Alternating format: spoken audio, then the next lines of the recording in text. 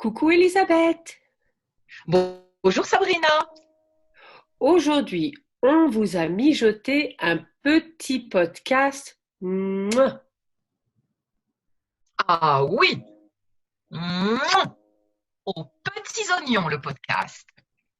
Alors Sabrina, récemment, tu m'as posé des questions sur la première fois que je suis allée en Russie et j'ai parlé de mes expériences, de mes rencontres en Russie.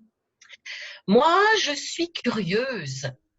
Toi, tu as visité l'Asie et moi, je ne suis jamais allée en Asie. Je sais que tu as visité plusieurs pays. Est-ce que tu peux me rappeler lesquels et en choisir un dont tu aimerais me parler aujourd'hui? Oui, bien sûr. J'ai visité plusieurs pays en Asie et aujourd'hui, je peux te parler un peu du Japon. Tu Oh, veux? excellent. Avec grand plaisir. Mhm. Alors, le Japon est un pays extraordinaire parce que c'est une île et c'est une petite île. Donc, c'est une petite île, mais qui est très peuplée. La population, il y a une grande population.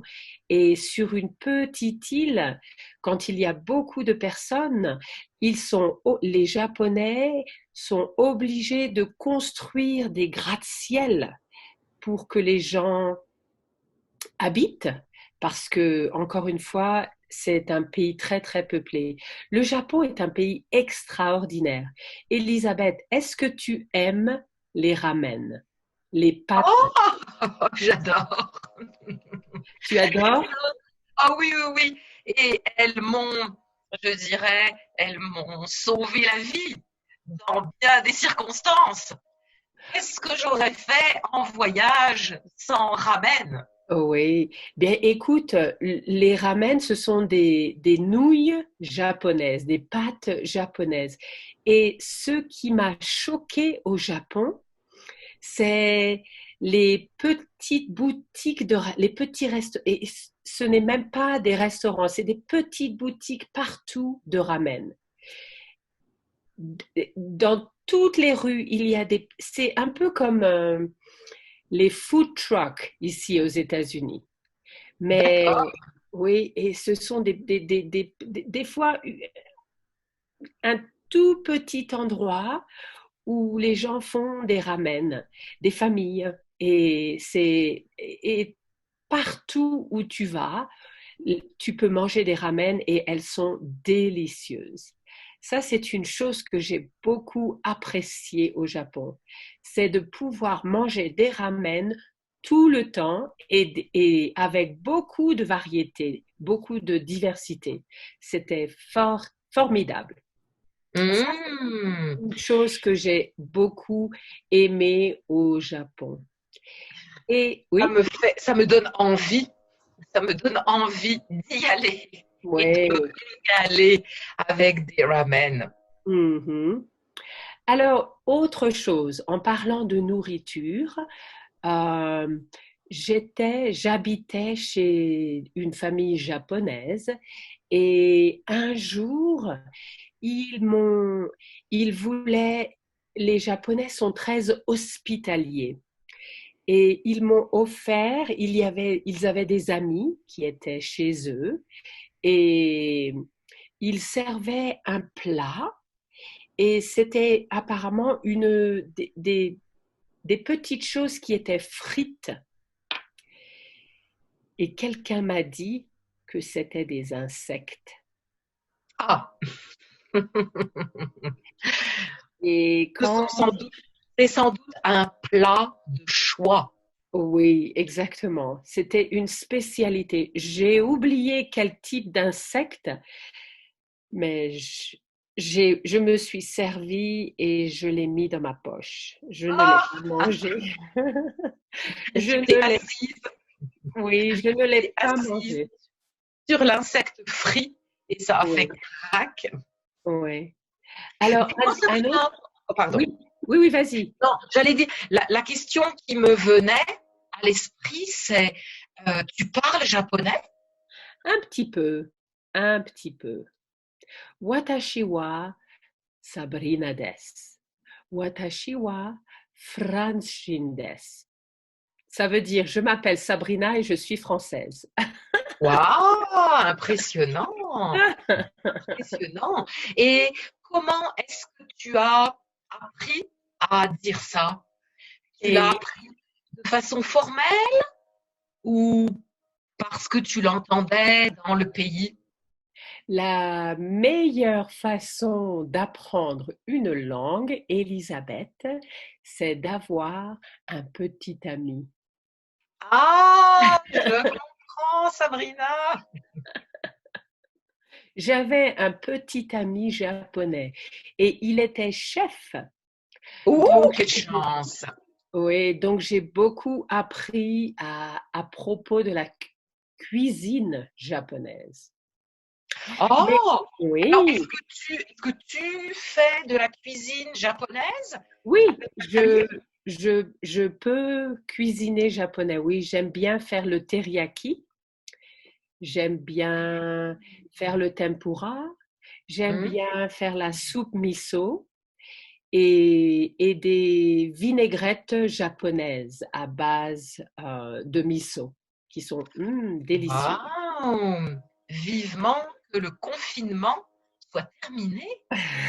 J'espère que tu penseras à m'inviter. Oui, tout à fait. Un autre souvenir que j'ai du Japon, c'est j'étais au Japon aux périodes de la nouvelle année. Ah, C'était je pense que c'était le 4 janvier et c'est une fête nationale au Japon. J'étais sur un bateau, un bateau de pêche dans une ville qui s'appelle Shimizu. Je pense que c'est au sud de Tokyo. Et j'étais avec des amis et nous avons passé la nuit sur le bateau et les pêcheurs pêchaient des poissons. Et ils prenaient les poissons, ils les nettoyaient, ils enlevaient l'écaille et ils coupaient le poisson et nous avons mangé du sushi frais. Quelle expérience extraordinaire. Du sashimi, tu sais, du poisson cru, mais qui venait d'être pêché. C'était incroyable. waouh! J'imagine. Ouais. Même Et si oui, je ne suis pas vraiment fan de poisson cru. ouais. Mais je suppose que pour les amateurs, c'est une Oui, expérience inoubliable. oui, c'était vraiment du sashimi frais qui venait d'être pêché et que nous avons mangé. C'était quelque chose d'incroyable. Et sur le bateau, il y avait, je pense que c'était des femmes qui fabriquaient du mochi. Tu sais ce que c'est, le mochi? Euh, non, dis-moi. Parce que j'allais dire quelque chose, mais je ne veux pas me ridiculiser. Non, le mochi, c'est une espèce de gourmandise, tu vois, faite avec du riz. Et les femmes frappaient dans dans un énorme pot. Elles frappaient le riz. Elles frappaient le riz, elles frappaient le riz, et je ne sais pas exactement la technique, mais c'était pour faire du mochi. Du mochi, c'est une friandise japonaise à base de riz. Et à l'intérieur, on peut mettre du thé vert ou on peut mettre de la crème de pois cassés roux, rouges, tu sais, les Oui. pois rouges.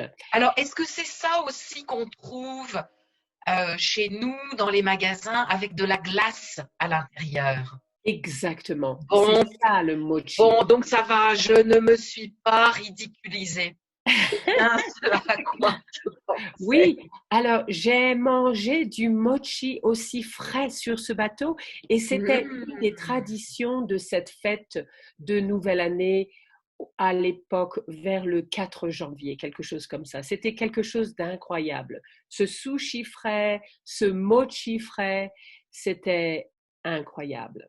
Et le dernier souvenir que j'ai du Japon, c'est que quand j'habitais chez ses hôtes, pour aller aux toilettes, il fallait enlever ses chaussures et mettre des chaussons seulement pour les toilettes.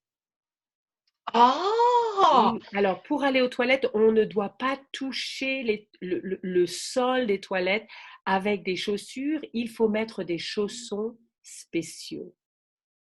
Oh, je n'avais jamais entendu parler de ça. Oui, J'imagine qu'il y a d'autres coutumes qui sont très différentes des nôtres. J'aimerais avoir la possibilité d'en parler plus. On pourrait se donner un autre rendez-vous. Qu'est-ce que tu en penses, Sabrina? absolument, c'est une excellente idée. Et toi aussi, tu as d'autres aventures à nous raconter à propos de tes voyages à l'étranger. Tout plein, tout plein d'aventures. Ok, Alors, on se dit à très bientôt oui, on se dit à très bientôt. Au revoir, pour Elisabeth. d'autres podcasts aux petits oignons. À très bientôt.